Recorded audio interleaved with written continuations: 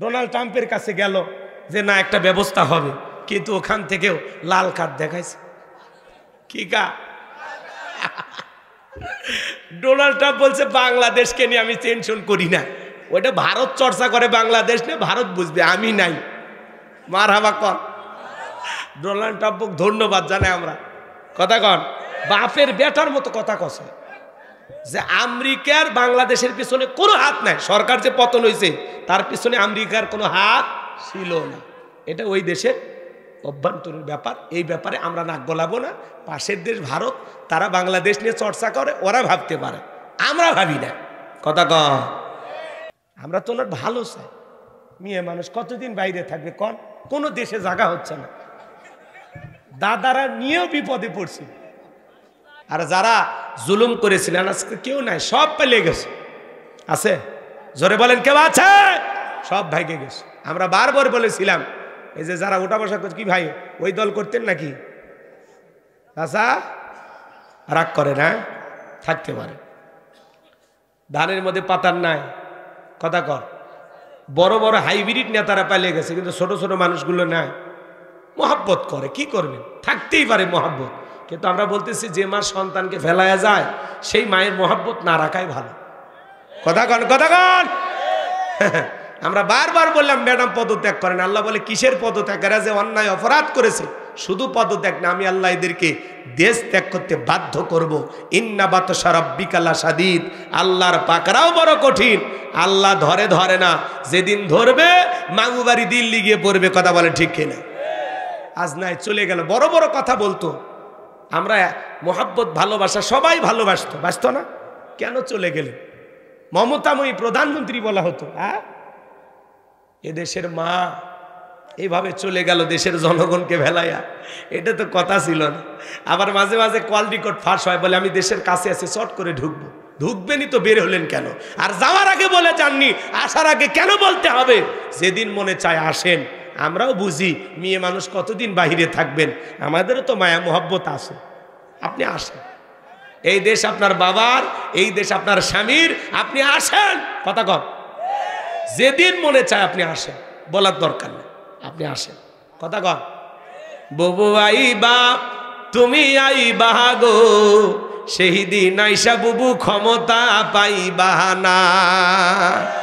খোঁজ নাই বহু কাদের কাকার, অবস্থা খারাপ দরবেশ বাবার, হাউ নাঙ্কেল এখন সামনে আসে না। নেহাতা কর্মী সব জেলের ভিতর, আমি আসি ডরের ওপর, কখন জানি আসে গ্রেপ্তারি পরোয়ানা। বুবু আইবা তুমি আইবা গো, সেই দিন আইসা বুবু চিয়ার পাইবা না।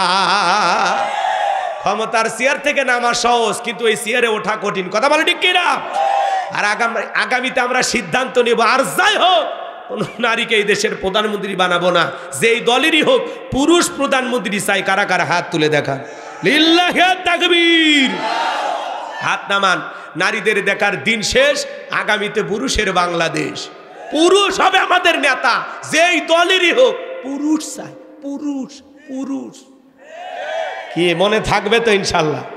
মেয়ে মানুষের রাগ বেশি, জেদ বেশি। দেখেন না, স্বামীর সাথে ঝগড়া লেগে হাড়ি পাতিল ভেঙে ফেলে দেয়, স্বামী তুলে আসার মারে, রাগ করে সংসার তুইয়া বাপের বাড়ির ভেঙে যায়, রাগ করিয়া 20 কোটি জনগণ তুইয়া ভারতে চলে গেছে। রাগ দেখেন, মেয়ে মানুষের রাগ দেখেন। অতএব সামনে রাগ জেদ করে এমন মানুষকে নিয়ে আসা যাবে না। পুরুষের দরকার আছে। কি আছে? কি আছে? এত ভয় পান না, আপনি ঠেলবেন কেমন? এগুলো কি আমি কাউরে গালি দিছি?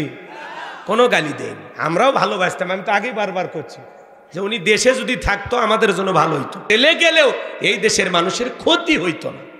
কিন্তু উনি পালিয়ে যাওয়ার কারণে এই দেশের অলিতে গলিতে আগুন জ্বলছে, লুটপাট হয়েছে, বাড়িঘর ভাঙচুর হয়েছে। কথা কর না কেন? আজও তার দলের নেতা কর্মী খুব বেশি ভালো নাই। কেন চলে গেলেন? কেন? আপনি থাকলে এই দেশের পরিস্থিতি এরকম হইতো না। ওনার নেতা কর্মী রাজপথে স্লোগান দিত, জেলের তালা ভাঙবো, নেত্রীকে বেন করে আনবো। আপনি কেন গেলেন? কি দরকার ছিল? কথা কন। হ্যাঁ, এই জন্য ভাইয়ের আমার যেখানেই যাবেন, এখন যেহেতু মাজলুমদেরকে আল্লাহ বিজয় দিয়েছে, যেখানেই যাবেন বিজয় আমাদেরই হবে ইনশাআল্লাহ। আর ভয় নাই, মাথা উঁচু করে বাঁচতে চাই। 16 বছর আমরা ঘর জামাইছিলাম, ঠিক মতো কথা বলতে পারিনি, এক জায়গায় খালি যা বলছিলাম জালেমদের পতন হবেই হবেই ইনশাআল্লাহ। আমাকে নিয়ে যা 9 ঘন্টা আটকে রাখেন। বলেন আমি কারো নাম নিইনি, বিশ্বাস করেন কারো নাম নিইনি, শুধু এই কথা বলছিলাম। আমাকে বললে হুজুর কেন বললেন এই কথা? বলেন। আমি বললে জালেমদের কথা বলছি। ভাই আমি তো কোনো মানুষের কথা বলিনি, জালেম যারা আছে তাদের পতন। আমি এই দেশের কোনো নেতা নেত্রীর নাম নিছি, কারণ জালেম বলতে কে বুঝি না, জালেম তো আমরাই। এই কথা যদি আপনি গায়ে মাখেন তাহলে তো সমস্যা। কথা কি বুঝছেন? আমি বলছিলাম এই গুমসোর পাটসোর এরকম আছে না, গুমসোর চালসোর, এটা এক জায়গায় বলে বিপদে। কেন বলেন এই কথা? এক চেয়ারম্যান বদরগঞ্জের, বাপ রে বাপ, ও 3-4 বছর আমাকে ওই জায়গায় মাহফিলই করতে দেয়নি। ওই এলাকায় আমার নাম শুনলে মাহফিল বন্ধ করে দিত, যেভাবেই হোক। ওই যে গুমসুর আর চারসোল বলছি, ভাই আপনি চুরি না করলে এই কথা কেন আপনি গায়ে মাখবেন? কথা কন। গুমসোর চালসোর আছে না? হ্যাঁ, চাল আসছে 2000 বস্তা, আসার আগে ইউনিয়ন পরিষদে আসার আগে 1000 বস্তা বিক্রি করে দিছে। এরকম ঘটনা ঘটেনি? করোনা মহামারীর সময় দেখেননি? চাল সহ কত চেয়ারম্যানকে গ্রেফতার করছে। কথা কয় না কেন? এটা তো না, ওটা জনগণের আমানত, সঠিকভাবে বুঝে দেওয়া লাগবে। খালি বল্টু ভাইয়ের চরিত্র ফুলের মতো পবিত্র, নামাজ পড়ে 1 ওয়াক্ত, গাঁজা খাই 5 ওয়াক্ত, গুমসুরিতে বাঁকা ভক্ত, শয়তানের 1 নম্বর ভক্ত, হুজুরদের জন্য খুবই শক্ত, চুষে খাই গরিবের রক্ত। এই স্লোগান দিলে হবে না। স্লোগান দেওয়ার আগে বুঝে শুনে দিলেন, আগামীতে সৎ, যোগ্য, নামাজি, নেককার, দিনদার, আল্লাহওয়ালা তারা হবে সমাজের নেতা। আল্লাহ যেন কবুল করেন। যারা জনগণের আমানত সঠিকভাবে বুঝে দেবে। ব্রিজে ঢুকানোর কথা রড, ঢুকে দেবে না বাঁশ। কথা কন। ব্রিজ উদ্বোধন করার আগে রুকুত চলে গেছে। কথা, এরকম ঘটনা দেখেননি আপনারা? সোশ্যাল মিডিয়াতে সব সময় অনেক ঘটনা দেখায়, আপনারা দেখবেন। আমি বানোয়াট কোনো কথা বলি নাই, রাগ করেন। সৎ মানুষ দরকার, দেশপ্রেমিক দরকার, আল্লাহওয়ালা দরকার, যারা জনগণকে সত্যি বুক দিয়ে ভালোবাসে, এরকম নেতা দরকার। আছে না নাই? ওই পেট নীতি দরকার নাই। আমাদের দরকার জনগণের পেট ভরায় যে নেতা খুশি হবে, জনগণের মুখে হাসি ফোটাবে, এরকম সমাজ আমরা দেখতে চাই। আল্লাহ কবুল করেন, যারা বলেন আমিন। আমি জানি নওগাঁর মানুষ আল্লাহওয়ালা, নওগাঁর মাটিতে কোনো মুনাফিকের জায়গা হবে না। কথা বলেন ঠিক কি না? এদিকে খেয়াল করেন। তাহলে সূরার নাম লোকমান। জোরে বলেন কি নাম? আরো জোরে। এই আওয়াজ আমি করব, আওয়াজ আপনারা দেবেন আওয়াজ, জবাব দিবেন ঠিক ঠিক, আলোচনা হবে কমপ্লিট। শ্রোতাদের স্পিরিটে বারে, বক্তার হিট, আলোচনা হবে জায়গা মতো ফিট। আগে বলতাম কিছু আজ প্যান্ডেলে, কিছু আজ অ্যাঙ্গেলে, এখন আর অ্যাঙ্গেলে না, যা বলবো সব ডাইরেক্ট। অ্যাঙ্গেলে বলার দিন শেষ, ডাইরেক্ট বলার বাংলাদেশ। কথা বলে ঠিক কিনা? হ্যাঁ হ্যাঁ, 2024 সালের অঙ্গীকার, পুলিশ হবে জনতা। পাশে পুলিশ বসে আছে, ভয় আছে নাকি? এত ভয় করেন কে? মোস্তাফিজুর রহমান ভাই বসে আছেন, কোনো ভয় নাই, আপনার টেনশন মুক্ত থাকেন। কোরআন এবং সুন্নাহর আলোকে আলোচনা হবে, দলিল ভিত্তিক কথা হবে। এদিকে আমার দিক খেয়াল করেন। আল্লাহ তাআলা একজন ব্যক্তির নামে সূরা দিয়েছেন। লোকমানে হাকিম কোনো নবীও ছিলেন না, রসুলও ছিলেন না, ছিলেন একজন ব্যক্তি। কিন্তু লোকমানে হাকিমের কিছু কথা, কিছু বক্তব্য আল্লাহ তাআলার কাছে এতটা পছন্দ হয়েছে, এতটা ভালো লেগেছে, লোকমানে হাকিম তার সন্তানদেরকে ডেকে কিছু ওয়াজ করেছিলেন, কিছু নসিহা করেছিলেন, কিছু উপদেশ দিয়েছিলেন। এই উপদেশগুলো আল্লাহ তাআলার কাছে এতটাই পছন্দ হয়েছে যে লোকমানে হাকিমের সন্তানদেরকে দেওয়া সেই উপদেশগুলোকে আল্লাহ তাআলা কোট করে কোরআনুল কারীমের ভিতরে তার নামে একটি সূরা নাজিল করেছেন। বলুন আল্লাহু আকবার। এদিকে খেয়াল করেন। এই লোকমানে হাকিমের চেহারা ছিল কালো, ঠোঁটগুলো ছিল মোটা, খাটো মানুষ ছিলেন, খুব বেশি লম্বা ছিলেন না। এই লোকমানে হাকিম ছিল একজন রাখাল, কৃতদাস। এই রাখাল কৃতদাসকে আল্লাহ তাআলা কিভাবে সম্মান দিলেন কল্পনা করা যায়? লোকমানে হাকিম চেহারাটা ছিল কালো, অন্তর ছিল ভালো, তার জবানের কথাগুলো আল্লাহ তাআলার কাছে এতটাই পছন্দ হলো, এই জন্য আল্লাহ তাআলা কোরআনুল কারীমের ভিতরে তার নামে একটি সূরা নাজিল করলো। বলুন আল্লাহু আকবার। দিল দিয়া কথাগুলো বোঝার চেষ্টা করবেন বাজান গো আমার। আপনারা যদি আদর্শ বাবা হতে চান, সন্তানদেরকে আদর্শ সন্তান হিসেবে গড়ে তুলতে চান, অনেকের স্লোগান, এদিকে খেয়াল করেন, সন্তান জন্ম দিলেই কিন্তু সন্তানের মানুষের মতো মানুষ করা যায় না। গরুর পেট থেকে জন্ম নিলে এটা গরুর বাচ্চা, ছাগলের পেট থেকে জন্ম নিলে এটা ছাগলের বাচ্চা, কিন্তু মানুষের পেট থেকে জন্ম নিলে ওটা মানুষের বাচ্চা হয় না। তাকে মানুষের মতো মানুষ হিসেবে গড়ে তোলা লাগে। এর জন্য আপনি আদর্শ বাবা হবেন কিভাবে, আপনার সন্তানদেরকে আদর্শ মানুষ হিসেবে কিভাবে গড়ে তুলবেন, আজকের মাহফিল থেকে সেই মেসেজ আপনাদেরকে দেওয়া হবে, সেই বার্তা আপনাদেরকে দেওয়া হবে, যেটা ১৫০০ বছর আগে আল্লাহ জানিয়েছেন। চিৎকার মেরে বলুন আল্লাহু আকবার। তাহলে বলেন তো, এই টপিকটা নিয়ে আলোচনা করার দরকার আছে না না? আপনারা কি আদর্শ বাবা হতে চান? জোরে বলেন চান? সন্তানদেরকে আদর্শ মানুষ হিসেবে গড়ে তুলতে চান? তাহলে লোকমান হাকিম তার সন্তানদেরকে যে কয়েকটি উপদেশ দিয়েছিলেন, প্রত্যেকটা বাবাকে তাদের সন্তানদের কাছে এই উপদেশগুলো দিতে হবে। আজকে আমি যে ওয়াজ শোনাবো, এই ওয়াজ আপনার সন্তানের সামনে আপনাকে করতে হবে।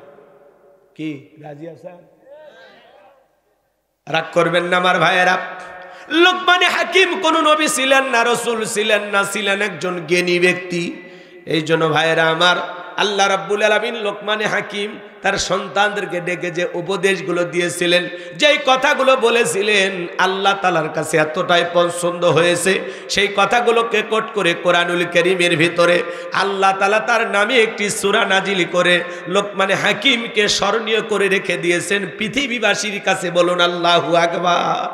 একটু জবান ছেড়ে সবাই মহব্বতে আমার সঙ্গে তেলাওয়াত করুন, আউযু বিল্লাহি মিনাশ শাইতানির রাজিম, বিসমিল্লাহির রাহমানির রহিম। বিতাড়িত মুর্দার শয়তানের কাছ থেকে, অভিশপ্ত ইবলিসের কাছ থেকে আল্লাহ তাআলার কাছে আশ্রয় প্রার্থনা চাচ্ছি। পরম কোন মসিম দয়ালু আল্লাহ তাআলা নামে শুরু করছি। যেহেতু লিখেছেন তাফসিরুল কোরআন মাহফিল, আলোচনা তাফসির ভিত্তিক হওয়ার দরকার আছে না না? এখন আপনারা বুঝলেও আমি তাফসির করব, না বুঝলেও করব। অনেক শ্রোতা আছে এদিক সেদিক যাবে, আমার তাতে আফসোস নেই। ৫ জন মানুষও যদি আমার কথা বোঝে, আমার জন্য এটাই যথেষ্ট। লোক আসলো ২ লাখ, ১ লাখ, ৫০,০০০, কিন্তু একটি কথাও আমল করলো না, তাহলে হাজারো জনগণ দিয়ে আমি কি করব?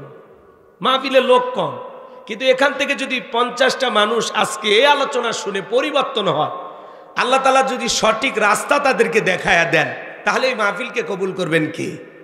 তো এই জন্য নিজেদেরকে পরিবর্তন করার জন্য আমার এই কথাগুলো আপনারা শুনবেন। আল্লাহ যেন বক্তা শ্রোতা সবাইকে এই কথাগুলো আমল করা তৌফিক দান করেন। জোরে বলুন আমিন। আমার আল্লাহ রাব্বুল আলামিন বলেন, ওয়ালাকাদ আতাইনা লুকমানাল হিকমাতা আনিশকুরু লিল্লাহ ওয়া মান ইয়াশকুরু ফাইন্নামা ইয়াশকুরু লিনাফসিহি ওয়া মান কাফারা ফাইন্নাল্লাহা গনিয়্যুন হামিদ।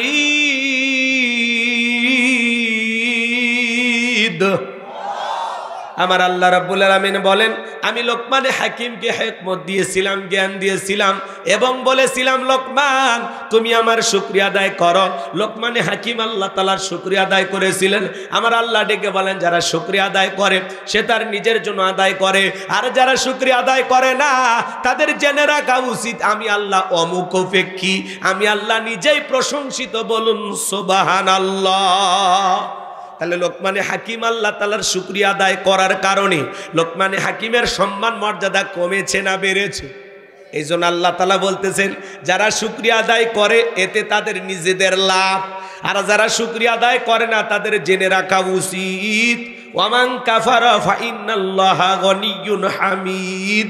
আমি আল্লাহ অমুখাপেক্ষী, আমি আল্লাহ কারো মুখাপেক্ষী নই। আল্লাহুস সামাদ, তিনি কারো মুখাপেক্ষী নন, আমরা সবাই তার মুখাপেক্ষী। গনিয়্যুন হামিদ, তিনি নিজেই প্রশংসিত। আপনার আমার প্রশংসা করার জন্য আল্লাহর দিন ঠিকই থাকে না। আপনি প্রশংসা করলেও আমার আল্লাহ আল্লাহ, আপনি প্রশংসা না করলেও আমার আল্লাহ আল্লাহ। আল্লাহু আকবার বলেন। প্রশংসা আদায় করলে বান্দার লাভ, আল্লাহর কোনো লাভ নাই। প্রশংসা আদায় না করলে বান্দার লস, আল্লাহর কোনো লস নাই। লাভ ক্ষতি যা সব বান্দার। কথা কয় রাগ করেন নাকি? মনোযোগ দিয়ে কথাগুলো শুনবেন বাজান, সামনে গেলে মজা পাবেন। যুবক যারা আসছো বাবা, নিরাশ হয় না, একটু ধৈর্য ধারণ করো। তোমাদের জন্য স্পেশাল কিছু আলোচনা মাথার মেমোরিতে সেভ করা আছে, সময় মতো ডাউনলোড দিয়ে শোনায়া দেব। ভাই এত অস্থির হলে হবে না, সিয়ার ফাঁকা রাখার কোনো সুযোগ নেই। আপনি সিয়ার টান দেন এদিক,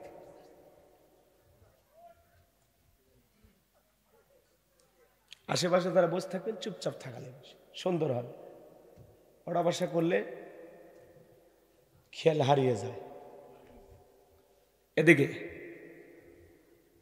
তাহলে প্রশংসা আদায় করলে বান্দার লাভ, আল্লাহর কোনো লাভ আছে? তাম পৃথিবীর সমস্ত মানুষগুলো যদি আল্লাহকে আল্লাহ বলে ডাক দেয়, আল্লাহর সম্মান মর্যাদা কি বাড়ে? তাম পৃথিবীর মানুষ যদি আল্লাহকে আল্লাহ বলে না ডাক দেয়, আমার আল্লাহর সম্মান মর্যাদা কমেও না। কথা কি বোঝা যায়? মানে আপনার আমার শুকরিয়া আদায় করাতে আল্লাহর সম্মান মর্যাদা বাড়েও না কমেও না। কথা কি বুঝতে পারতেছেন? তো এই জন্য আপনি ডাকলেও আমার আল্লাহ আল্লাহ, না ডাকলেও আমার আল্লাহ আল্লাহ। 5 বছর পরে ভোট দিয়ে নির্বাচন করে কি আল্লাহ হয়? জোরে বলেন হয়? তাহলে ভালো করে বোঝার চেষ্টা করবেন বাজান। শুকরিয়া আদায় করলে বান্দার লাভ, আমার আল্লাহর কোনো লাভ নাই। না শুকরিয়া আদায় করলে বান্দার লস, আমার আল্লাহর কোনো লস নাই। শুকরিয়া আদায় করবেন, কৃতজ্ঞতা প্রকাশ করবেন, আল্লাহর প্রিয় গোলাম হবেন, ফলাফল আপনাকে জান্নাতে নিয়ে যাবে। অশুকরিয়া আদায় করবেন, আল্লাহর অকৃতজ্ঞ নাফরমান বান্দা হবেন, ফলাফল আপনাকে জাহান্নামে নিয়ে যাবে। কথা বলেন ঠিক কিনা? এজন্য শুকরিয়া আদায় করলে বলেন তো কার লাভ? তাহলে আজ থেকে প্রশংসা হবে কার? চিৎকারে মেরে বলুন আপনারা সবাই কেমন আছেন? আলহামদুলিল্লাহ। সুখে থাকি আর দুঃখে থাকি সব সময় আল্লাহ তাআলার প্রশংসা আদায় হবে। আল্লাহ ডেকে বলেন লা ইন শাকারতুম লা আযীদান্নাকুম ওয়া লা ইন কাফারতুম ইন্না আযাবি লাশাদীদ। আমার আল্লাহ রাব্বুল আলামিন ডেকে বলেন, যারা নিয়ামত পাওয়ার পরে শুকরিয়া আদায় করে, আমি আল্লাহ তাআলা তাদের নিয়ামতগুলোকে বাড়ায়া দেই। আর যারা নিয়ামত পাওয়ার পরে না শুকরিয়া আদায় করে, আমি আল্লাহ তাদের নিয়ামতগুলোকে সেনায় নেই। এজন্য বাজান গো আমার, আল্লাহ তাআলা বলেন তাদের নিয়ামতগুলোকে সেনায় নেই এবং তাদের জন্য রয়েছে কঠোর আযাব, শাস্তির ব্যবস্থা। জোরে কন নাউযুবিল্লাহ। কেন আল্লাহর শুকরিয়া আদায় করবেন না? যে আল্লাহ তাআলা এত সুন্দর পৃথিবীতে বসবাসের জন্য যা যা প্রয়োজন সবকিছু দিলেন। আপনি আমি যখন মায়ের গর্ভ থেকে দুনিয়াতে আসছিলাম, বলেন তো বাজান, আমাদের শরীরে কোনো পোশাক ছিল? জোরে বলেন ছিল? আজকে যে শরীরে পোশাক পরে আছেন, এটা কার দেয়া দান? মায়ের পেট থেকে যখন দুনিয়াতে আসছেন, টাকার বান্ডিলে কেউ আসছিলাম? জায়গা জমির দলিল নিয়ে আসছিলাম? আজকে যে আপনি লক্ষ লক্ষ টাকার মালিক, কে দিয়েছেন? আজকে আপনি জায়গা জমির মালিক, বাড়ি ঘরের মালিক, কে দিয়েছেন বলেন কে? তাহলে কেন আল্লাহর শুকরিয়া আদায় করবেন না? কত মানুষ রেল স্টেশনে ঘুমায়, তার চাইতে কি আল্লাহ আপনাকে ভালো রাখে নাই? কত মানুষ রাস্তার মধ্যে দাঁড়িয়ে ভিক্ষা করে, তার চাইতে কি আল্লাহ আপনাকে ভালো রাখে নাই? কেন আল্লাহর শুকরিয়া আদায় করবেন না? পারস্যের কবি শেখ সাদী রহমতুল্লাহ আলাইহি একবার তার পায়ে জুতা নাই, মনটা বড় খারাপ, আর ডেকে বলেন আল্লাহ আমি পারস্যের এত বড় কবি আর আমার পায়ে জুতা নাই, মনটা বড় খারাপ। পথ চলতে চলতে তাকায়া দেখেন আল্লাহর একজন বান্দা বৈশা আছে, যার 2টা পা নাই। এই দৃশ্য দেখার পরে সিজদায় লুটিয়ে পড়লেন, চোখের পানি ছেড়ে দিয়ে কাঁদেন আর ডেকে বলেন আল্লাহ, এই দুনিয়াতে তোমার এমনও বান্দা আছে যার 2টা পা নাই আর আমার পায়ে জুতা নাই, আমি মন খারাপ করেছিলাম। আল্লাহ গো, ওই ব্যক্তির চাইতে তো তুমি আমারে অনেক ভালো রেখেছো। এই জন্য পারস্যের কবি শেখ সাদী রহমতুল্লাহ আলাইহি সিজদায় লুটিয়ে পড়ে চোখের পানি ছেড়ে দিয়ে আল্লাহ তাআলার কৃতজ্ঞতা আদায় করলেন, নিজের ভুলটা বুঝতে পেরেছেন। বলেন আল্লাহু আকবার। এ বাজান গো আমার, আল্লাহ চাইলে আপনাকে আমাকে প্রতিবন্ধী বানায় দিতে পারতো কিনা বলেন? একবার কুড়িগ্রাম জেলা ওয়াজ করতে গেছিলাম, আমার সঙ্গে অন্ধ হাফেজ সাহেব খাওয়া দাওয়া করতেছিল। হঠাৎ করে বিদ্যুৎটা চলে গেল, বাতিতে কোনো তেল ছিল, হঠাৎ করে বিদ্যুৎটা চলে গেল। কিছুক্ষণ পরে আমি লোকজনকে ডেকে বললাম, ভাই তাড়াতাড়ি আলোর ব্যবস্থা করেন, প্লেটে অনেক খাবার আছে, বিদ্যুতের আলো ছাড়া এটা কেমনে খাবো, একটু আলোর ব্যবস্থা করেন। অন্ধ হাফেজ সাহেব হাতটা ধরে চোখের পানি ছেড়ে দিয়ে কাঁদেন আর ডেকে বলেন, হুজুর 52 বছর হলো আমার চোখে কোনো আলো নাই।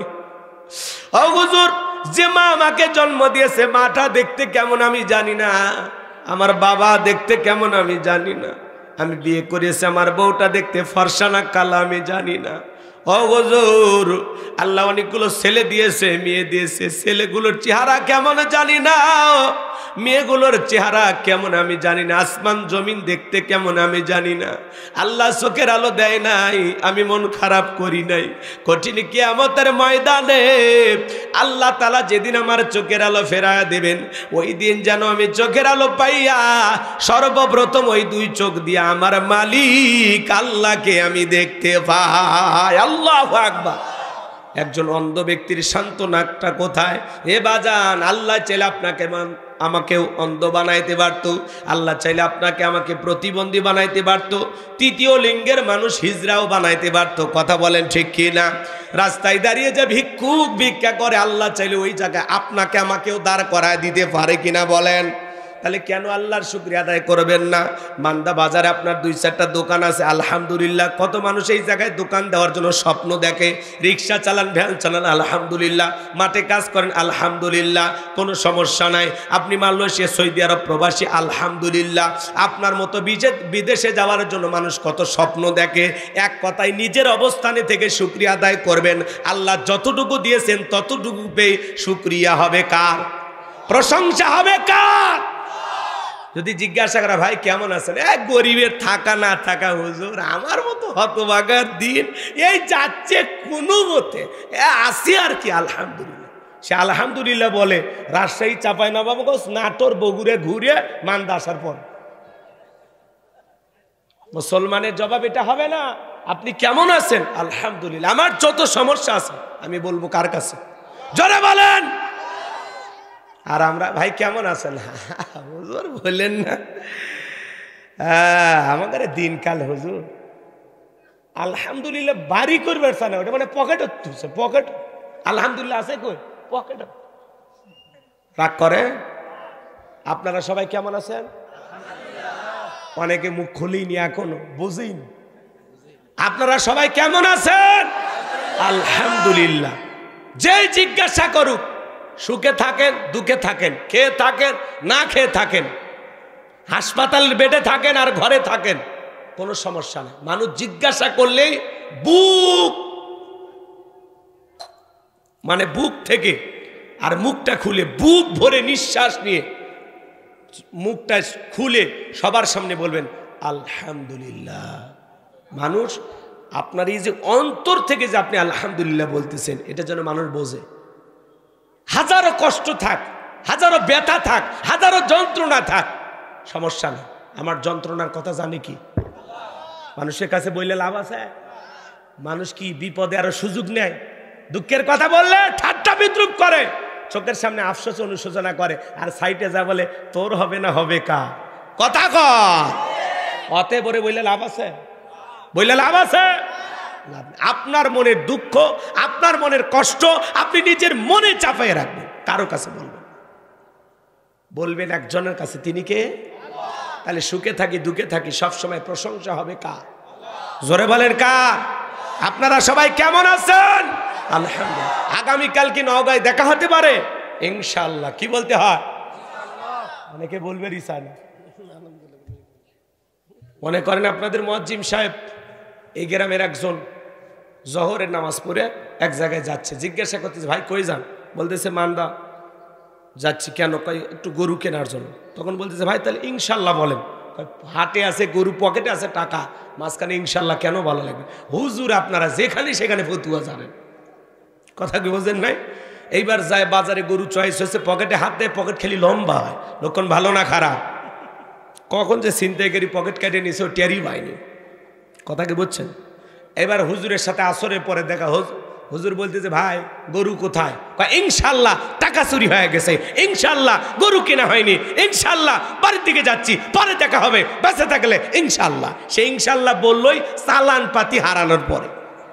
তা আমরাও আল্লাহকে স্মরণ করি, কথাকে বোঝেন না? একটু যখন অসুস্থ হয়, একটু যখন বিপদ মুসিবত আসে, কোথায় আর কয় আল্লাহ তুমি ছাড়া কেউ নাই, কথা কম। একটু অসুস্থ হলে আল্লাহরে উঠতে বসতে আল্লাহকে স্মরণ কর, খালি কোতে আর আল্লাহ ডাক দেয়, কোতে আর আল্লাহকে ডাক দেয়। যখন একটু সুস্থ হয় এমন ভাব সাপ মশান নিয়ে চলে, মনে হয় কোনোদিন কোনো রোগ তারে স্পর্শই করেনি। কথা বলা ঠিক না? একটু অসুস্থ হলে যত মানুষ যায় দোয়া করেন আল্লাহর কাছে, আর একটু সুস্থ থাকলে কি বলবি, মানে মোশন, মানে তখন কথার ভয়েসটাই চেঞ্জ। এই জন্য আমাকে মনে হয় 12 মাস রোগ থাকা ভালো, তাহলে ঠিক হবে। কারণ আমরা একটু ভালো থাকলে আল্লাহ ভুলে যায়, আর একটু বিপদে পড়লে সবচেয়ে বেশি কারে স্মরণ করি? আল্লাহরে। আর বিপদ চলে গেলে আল্লাহরে ভুলে যায়। এই ভাই কথা ঠিক আছে? এগুলো কি ঠিক আছে না? বুঝতেছেন আমার কথা? তো রাগ করেন না। সব সময় তাহলে প্রশংসা হবে কার? তাহলে আপনারা সবাই কেমন আছেন? আলহামদুলিল্লাহ। আগামীকাল দেখা হবে ইনশাআল্লাহ। কোথায় কি বলতে হয় এটা একটু শিখবেন, বুঝবেন, বুঝে বলবেন। একজনক বলা হচ্ছে আপনার শাশুড়ি মারা গেছে, কয় আলহামদুলিল্লাহ।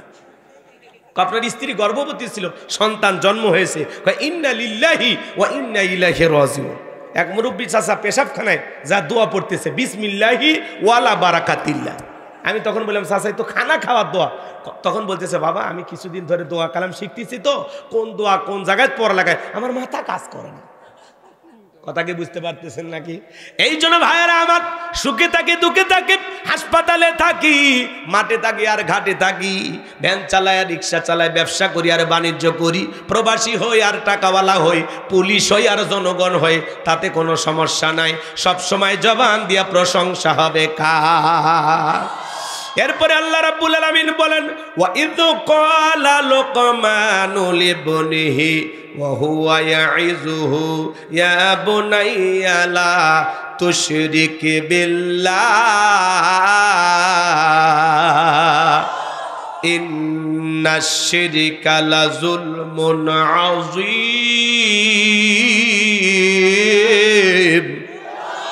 আমার আল্লাহ রাব্বুল আলামিন ডেকে বলেন, স্মরণ করো লোকমানে হাকিমের কথা। যখন লোকমানে হাকিম তার কলিজার টুকরা সন্তানদেরকে একত্রিত করে সুন্দর করে বয়ান করে বলতেছেন, ইয়া বুনাইয়া, হে আমার বৎস, হে আমার কলিজার টুকরা সন্তান, হে আমার হৃদয়ের স্পন্দন, সন্তানকে কিভাবে আদরের ভাষায় ডাকতে হবে আল্লাহর কোরআন আপনাকে শেখাচ্ছে। সুবহানাল্লাহ। লোকমানে হাকিম তার সন্তানদেরকে ডেকে, তিনি শুধু মাঠে ময়দানে ওয়াজ করতেন না, তিনি তার সন্তানদেরকে ডেকে বলতেছেন, ইয়া বোনাইয়া, হে আমার বৎস, হে আমার কলিজার টুকরা সন্তান, হে আমার হৃদয়ের স্পন্দন। সন্তানদেরকে আদর করে ডাকবেন, হে আমার আব্বা জান, হে আমার কলিজার টুকরা সন্তান, বাবা আমার কোথায়, আব্বা আমার কোথায়, আদর করে ডাকবেন। দরদ ভরা কণ্ঠ নিয়া, মায়া ভরা মন নিয়া সন্তানদেরকে ডাকবেন। আর আমরা ডাকে বলতো এদিক শোন, কথা কয় লাগে। আপনারা এদিক শোনেন, রাগ করেন।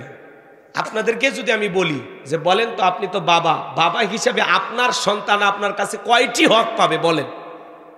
3টি না? আর কে বলবেন বলেন? একজন বলে 3টি। আপনার সন্তান আপনার কাছে হক পাবে 12টি। কয়টি? জোরে বলেন কয়টি? সন্তানের 1 নাম্বার হক, সন্তান জন্মগ্রহণ করার সাথে সাথে একটা ফেসবুকে ছবি তুলে ছেড়ে দেওয়া লাগবে। সুবহানাল্লাহ, তাই না? এটা 1 নাম্বার হক না? সন্তান আসতে দেরি, ওর ছবি ফেসবুকে আপলোড হতে দেরি করে না। কথা কয় না গো? সন্তানের বাপ একটা সেলফি তুলে ছেড়ে দেয়, আব্বা হইলাম। কি হয়েছে? আব্বা হইছে। চাচা থাকলে চাচ্চু হইলাম, মামা থাকলে মামা হইলাম, খালা ফুফু থাকলে বলে অনেক কষ্টের ফলে খালা হইলাম। কষ্টের তুই বুঝলো কি? হ্যাঁ, তুমি তো খালা, তোর তো বিয়ে হয়নি, তো কষ্টের কি বুঝলো?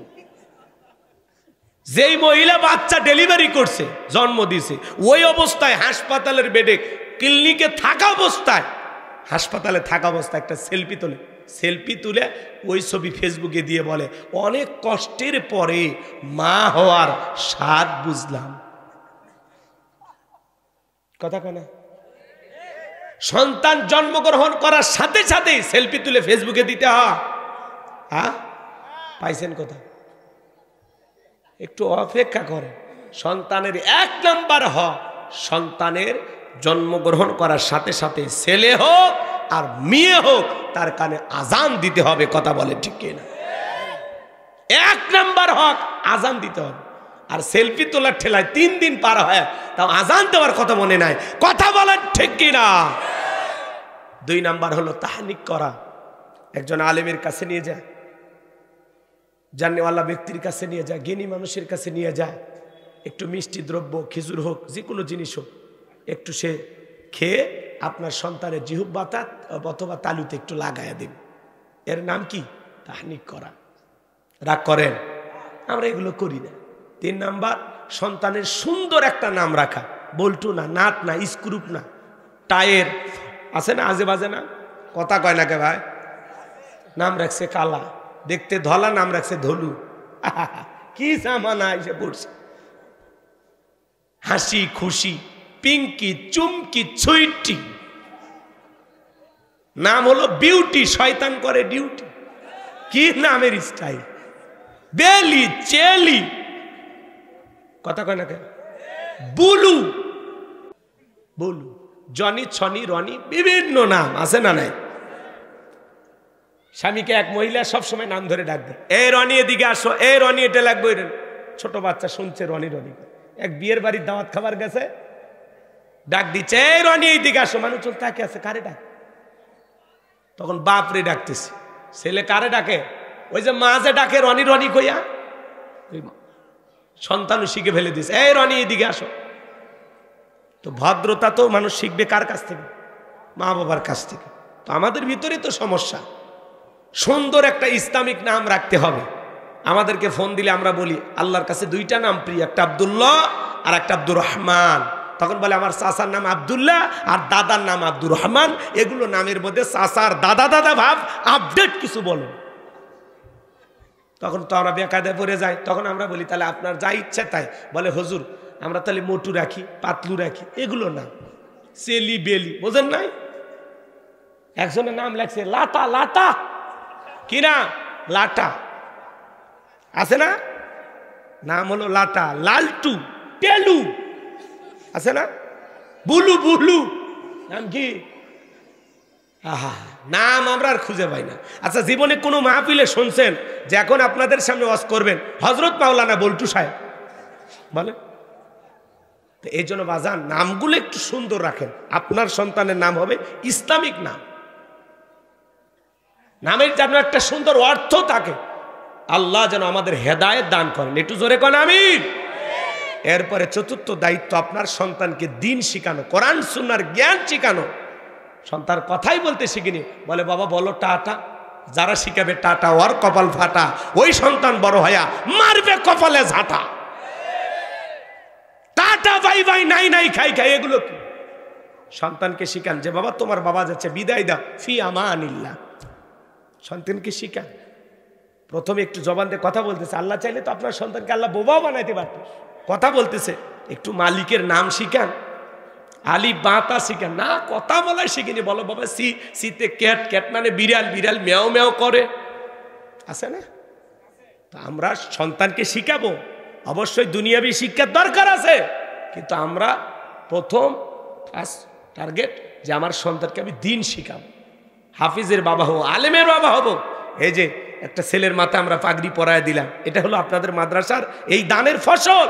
এই যে হাজার হাজার টাকা দান করতেছেন, বিশাল আয়োজন করে মাহফিল করতেছেন, এই যে ফসল আপনাদের চোখের সামনে। এভাবে শত শত বাচ্চা হাফেজ হবে, এরা সারা দেশে বিভিন্ন মাদ্রাসায় চাকরি করবে, তাদের মাধ্যমে হাফেজ হবে। এই যে আপনি দান করছেন, সহযোগিতা করছেন, মাদ্রাসা বানাইছেন, সভাপতি হয়েছেন, এই যে টাকা পয়সা খরচ করতেছেন, সারা দেশ ওই সন্তানেরা যত জায়গায় চাকরি করবে তার থেকে ছাত্র তৈরি হবে, তার থেকে ছাত্র তৈরি হবে। এভাবে আপনি কবরে শুয়ে কিয়ামত পর্যন্ত সব পাইতেই থাকবেন। বলুন সুবহানাল্লাহ। আপনি কোন জায়গায় দান করছেন আপনি টের পাননি, এটা পরে টের পাবেন কিয়ামতের ময়দানে। আজকে 1000 টাকা এক পাড়ার জন্য বের করলেন না তো আফসোস করা লাগবে ওই দিন। খারাপ লাগে? আমি কি দোয়া করব ভাই? তো 12টি হক ওইদিকে বলতে গেলে আরো 2-1 ঘন্টা লাগবে, ওইদিকে যাওয়ার দরকার নাই। লোকমানে হাকিম তার সন্তানদেরকে ডেকে বলেন, ইয়া বুনাইয়া, হে আমার বৎসই আমার কলিজার টুকরা সন্তান, লা তুশরিক বিল্লাহ, আল্লাহর সাথে কখনো কাউকে শরীক করা যাবে না। ইন্না শিরিকা লা যুলমুন আযীম, এই শিরিক হলো সবচেয়ে বড় জুলুম, সবচেয়ে বড় অপরাধ, সব পাপের বড় পাপ নাম হলো শিরিক। ছোট্ট একটা ছেলে ডেকে বলে, আব্বা, লোকমানে হাকিমের সবচাইতে ছোট ছেলে যেটা, ডেকে বলে, আব্বা, আমারে দিয়ে ব্যবসা বাণিজ্য হবে না, আমারে দিয়ে ইমামতি হবে না, আমি ওয়াজ নসিহত তোমাদের মতো করতে পারবো না।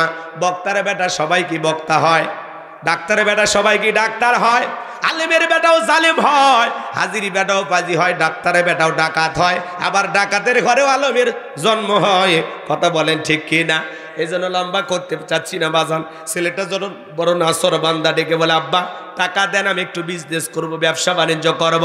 লোকমানে হাকিম ডেকে বলে, ছেলে আমার, তোমাকে দেওয়ার মতো টাকা নাই, তবে আমার এক বন্ধুর কাছে আমি টাকা পাই, বহুদিন লোকজন পাঠাইছিলাম, কোনো মানুষ তো ফেরত আসে নাই। বলে, আব্বা যত কঠিন রাস্তা হোক, যত কঠিন পথ হোক, আমি পাড়ি দিতে পারবো, আপনি শুধু আমাকে লোকেশনটা বলে দেন। লোকমানে হাকিম এইবার ডেকে বলে, সন্তান, বাড়ি থেকে যখন বের হয়ে যাইবা 2 রাকাত সলাতুল হাজতের নামাজ আদায় করবা, আর মনে রাখবা বিপদের আগে আর পরে 2 রাকাত সলাতুল হাজতের নামাজ আদায় করবা। এইবার সন্তানকে বলল, বাবা বাড়ি থেকে যখন রওনা করবা, বিশাল মরুভূমি রাস্তা পাড়ি দিতে গিয়ে দেখবা একটা জঙ্গল দেখা যায়, সেখানে ঝর্ণার পানি পড়তেছে, সেখান থেকে প্রয়োজন মোতাবেক পানি পান করবা। সামনের দিকে রওনা করে পিছন দিকে তাকায় দেখবা জঙ্গলটা দেখা যায় না, খবরদার ভয় পাইবা না। এইভাবে সন্তানকে পুরো রাস্তার বর্ণনা লোকমানে হাকিম সমস্ত ঘটনা সন্তানকে বলে দিল। এইবার ছেলেটা রওনা করলো, পথ চলতে চলতে বাবা যা বলেছে মিলে যাচ্ছে, বিশাল একটা বট বৃক্ষ, মনে চায় ছায়া একটু আশ্রয় নিব, ক্লান্ত শরীর, কিন্তু বাবা বলেছে আশ্রয় নিলে বিপদ হবে। গাছের গোড়া একটা মুরব্বী বসে আছে, ডেকে বলে, বাবা এই দিকে আসো, তোমার কোনো টেনশন নাই, তুমি আসো। বলে, না আব্বা বলেছি বিপদ হবে। বলে, তোমার বাবা কি বলে নাই? চলতি পথে যদি একটা মুরব্বীর সাথে দেখা হয়, মুরব্বী যা বলবে তুমি তাই শুনবে। বলে, তাই নাকি? বলে, হ্যাঁ ঠিক আছে, আপনি যেহেতু বলেছেন তাহলে আমি যাব। এইবার ছেলেটা গাছের গোড়া আশ্রয় নিলেন। আশ্রয় নেওয়া মাত্রই বাজান ক্লান্ত শরীর, মুহূর্তের মধ্যে ঘুম চলে আসছে। গাছের গোড়া থেকে একটা বিষাক্ত সাপ বের হয়ে লোকমানে হাকিমের সন্তানটাকে সবল মারছেন। মুরব্বী তাকায় দেখে সত্যি তো ছেলেটার বড় বিপদ হয়ে গেল। সাপটাকে ধরলেন, লোকমানে হাকিমের সন্তানটাকে বিষমুক্ত করলেন। ধারালো একটা বস্ত্র দিয়ে এক কোপে সাপটাকে 2 টুকরো করলেন, পিছনের অংশ ফেলা দিয়া মাথার অংশটা লোকমানে হাকিমের সন্তানের ব্যাগের ভিতরে রেখে দিলেন। এইবার যখন ঘুম থেকে জাগ্রত হয়েছে, ডেকে বলে, বাবা সত্যি তোমার বড় বিপদ হয়েছিল, একটা বিষাক্ত সাপ তোমাকে সবল মেরেছিল, আমি তোমাকে বিষমুক্ত করেছি। লোকমানে হাকিমের সন্তান এইবার 2 রাকাত সলাতুল হাজতের নামাজ আদায় করলেন। সলাত আদায় করার পরে ডেকে বলেন, মুরব্বী ওই জনবসিত এলাকায় গিয়ে বাবার পরিচয় দিলে তারা আমাকে সেই দ্বীপে রাস্তা দেখিয়ে দেবে, আমি ওখানে যেতে চাই। বলে, মুরব্বী এইবার ডেকে বলে, বাবা আমি যদি তোমার সঙ্গী হই তোমার কি কোনো আপত্তি আছে? বলে, না। এইবার মুরব্বীকে সঙ্গে চলে গেলেন। ওই জনবসিত এলাকায় গিয়ে যখন বাবার পরিচয় দিয়েছেন, আমি লোকমানে হাকিমের সন্তান, সবাই আদর করতে লাগলেন, ভালোবাসা দেখাইতে লাগলেন, মহাব্বত করে বুকে টানলেন, খাবার দিলেন, বাড়ি ঘরে জায়গা দিলেন। এইবার মনে রাখবেন বাজান, আমি আপনাদের উদ্দেশ্যে বলে যাই, বাংলাদেশের সবচাইতে বড় আলেম, সবচাইতে বড় বক্তা, তার সন্তান যদি নওগাঁতে আসে, বলেন তো একটু ভালোবাসা দিবেন কিনা? সাইদে হুজুরের সন্তান যদি আসে, বাবার কারণে সন্তানকে আপনারা মহাব্বত করবেন কিনা? কথা বলেন। কিসের কারণে? বাবার কারণে। কথা কি বোঝা গেল? এই মহাব্বত ভালোবাসা দেখানো তার বাবার কারণে। আল্লামা সাইদি হুজুরের সন্তানকে ভালোবাসা দেবেন। ডক্টর মিজানুর রহমান আজহারি ভাই, তার সন্তান যদি আপনাদের এলাকায় আসে, ভালোবাসা দেবেন কিনা বলেন? আল্লামা মামুনুল হক, তার সন্তান আসলে ভালোবাসা দেবেন কিনা বলেন? আমার ভাইয়ারা, এইভাবে যদি আমি নাম বলতে চাই অনেক সময় লাগবে। বাবার কারণে সন্তানকে অনেক মানুষ মহাব্বত করে। মনে রাখবেন, আমি যে কথাটা বলতে চাচ্ছিলাম, লোকমানে হাকিমের সন্তানকে সবাই আদর করতে লাগলেন, ভালোবাসা দিতে লাগলেন। শুধু তাই নয়, ওই এলাকায় একটা সুন্দরী নারী ছিল, সেই সময়ের বিশ্ব সুন্দরী বললেও ভুল হবে না। সবাই বলতেছে বাবা তুমি কি বিয়ে করছো? বলে না বিয়ে করি নাই। বলে এক একটা সুন্দরী মহিলা আছে, তুমি যদি চাও সেই মেয়েটার সাথে তোমার আমরা বিবাহের ব্যবস্থা করব।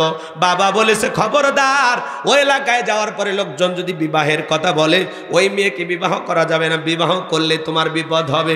আগেই বলেছে, কিন্তু সবাই অনুরোধ যখন করতেছে বাবা বিয়ে করো আর না করো পাত্রীটা একবার দেখো। সবাই যখন অনুরোধ করলেন, লুকমান হাকিমের সন্তান পাত্রী দেখার জন্য চলে গেল। পাত্রী দেখার যখন ব্যবস্থা করা হলো, লুকমান হাকিমের সন্তান তাকায় দেখে মেয়েটা এতটাই সুন্দরী, এতটাই রূপবতী, চেহারাটা হরিণীর মতো, চোখ দুটো হরিণীর মতো, গালগুলো কমলার মতো, ঠোঁটগুলো গোলাপের পাপড়ির মতো, কি সুন্দর মায়াবী চেহারা। এত সুন্দরী মেয়ে লুকমান হাকিমের সন্তান মনে মনে ভাবে বিয়ে যদি করি এই মেয়েটাকে করব, এত সুন্দরী মেয়ে যদি আমার বউ হয় আমার জীবনে আর চাইটা কি? কথা বলেন না কেন? কি আপনারা ফর্সা চান না কালা চান? হ্যাঁ, দেখতে সুন্দরী, কিন্তু সুন্দরী মেয়ের একটু সমস্যা আছে। বেশি সুন্দর হলে তার একটা রূপের অহংকার আছে। কথা কয় না কেন? চেহারার যে গ্ল্যামার আছে না, ওর জন্য একটা অহংকার আসে। একটু 19-20 হয়ে গেলে কি আমি দেখে তোমার সংসার করি, তোমারে ফেলায় দিলে 10 জন লাইনে দাঁড়ায় আছে, তার মানে তার একটা রূপের অহংকার আছে, কালো মেয়ের গুণ আছে। ও চিন্তা করে মা বাবা অনেক কষ্ট করে একটা স্বামী দিছে, এ যদি আমার জীবন থেকে চলে যায় তো জীবনে আর ভাগ্যে জুটবে কি না। ওই জন্য মারেন পেটেন কাটেন, আপনার ঘর ছাড়ে না। কথা কন, কালো মেয়ে সহজে স্বামীর ঘর ছাড়ে না। ও জানে যে এটা ছাড়ে গেলে আর একটা নাও পেতে পারি, কিন্তু সুন্দরী 12 হাতারি। কথা কয় না কে? হাসে হাসে। আপনারা তালাশ টিম দেখেন, তালাশ টিম দেখেন, ওখানে একটা মেয়ের ডালিয়া না, সেই মেয়ের 12টা স্বামী। ওই মহিলার কাজই হলো বিয়ে করা, কাবিনের টাকা হাতিয়ে নেওয়া।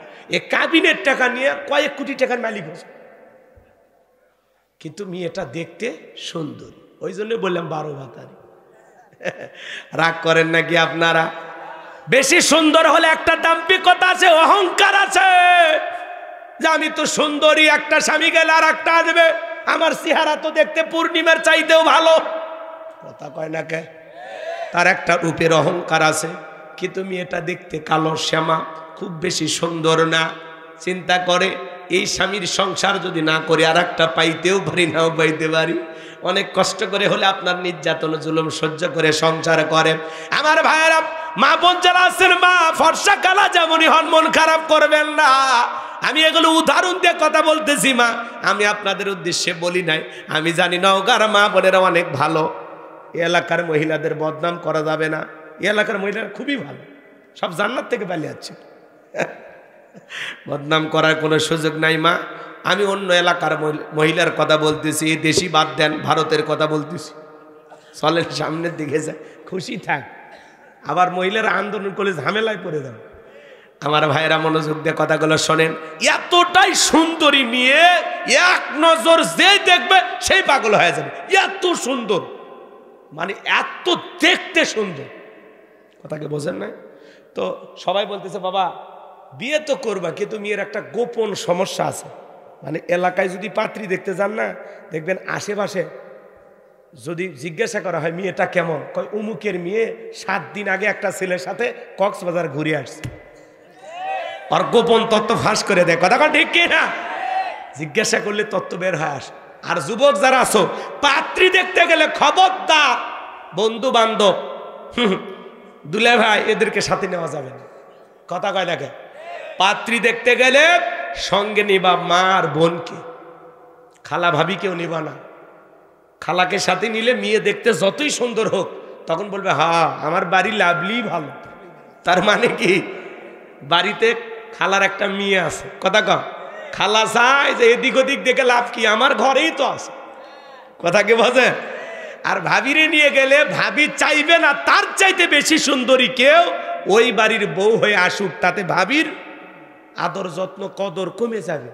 এজন্য ভাবি চায় যে তার চাইতে যেন কম সুন্দরী কেউ ওই বাড়িতে বউ হয়ে আসে।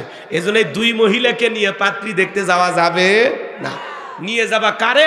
মা আর মায়ের পেটের আপন বোনকে। কথা কন। মা চাইবে আমার ছেলের একটা বউ হোক চাঁদের মতো সুন্দরী, বোন চাইবে আমার ভাইয়ের যেন একটা সুন্দরী ভাবি হয়। এই দুইটা মানুষ চাইবে তোমার ভালো, ঠিক আছে? এবার পাত্রী দেখতে গেলে কারে নিয়ে যাবা? কথা কয় না। খবরদার কোনো বন্ধু বান্ধব দোস্ত এগুলো নিয়ে যাওয়া যাবে না। রাগ করেন নাকি আপনারা? এদিকে খেয়াল করে শোনেন বাজান, এই বাটিকে বলে ও লোকমান হাকিমের সন্তান, এই মেয়েটার একটা গোপন সমস্যা আছে। কি সমস্যা? বলে একবার নয় দুইবার নয়, এই মেয়েটার এর আগেও 10টা স্বামীর সাথে বিবাহ হয়েছে, 10 বার বিবাহ হয়েছে। প্রত্যেকটা স্বামী বাসর ঘরে মারা গেছে, একটা স্বামী বাসর ঘর থেকে জীবিত বের হয় নাই। তোমার সিরিয়াল 11 নাম্বার। রাজি থাকলে এখন আমরা বিবাহের আয়োজন করব। লোকমানে হাকিমের সন্তানের মনে মনে ধইরা গেছে বাজান, কিন্তু যে সমস্যার কথা শুনলো এখন তারপরেও বিয়ে করতে চায়। আপনারা কি ঘটনাটা শুনবেন? এর আগে 10 বার বিয়ে হয়েছে, প্রত্যেকটা স্বামী বাসর ঘরে মারা গেছে। লোকমানে হাকিমের সন্তান 11 নাম্বার। মেয়েটা দেখতে এতটাই সুন্দরী, বলে যত বিপদ মুসিবত আসুক আমি বিয়ে করবই। লোকমানে হাকিমের সন্তানের সাথে বিবাহ হওয়ার ঘটনাটা কি আপনারা শুনবেন? কারা কারা একটু 2 হাত তুলে আল্লাহকে দেখান। লিল্লাহে তাকবীর, লিল্লাহে তাকবীর। লোকমানে হাকিম তার সন্তানকে ডেকে বলেন, ইয়া বুনাইয়া লা তুশরিক বিল্লাহ। হে আমার বর্ষে আমার কলিজার টুকরা সন্তান, লা তুশরিক বিল্লাহ, আল্লাহর সাথে কখনো কাউকে শরীক করা যাবে না। ইন্না শিরিকা লা যুলমুন আযীম, নিশ্চয়ই শিরিক হলো সবচাইতে বড় জুলুম, সবচাইতে বড় অপরাধ। সব পাপের বড় পাপ নাম হলো শিরিক।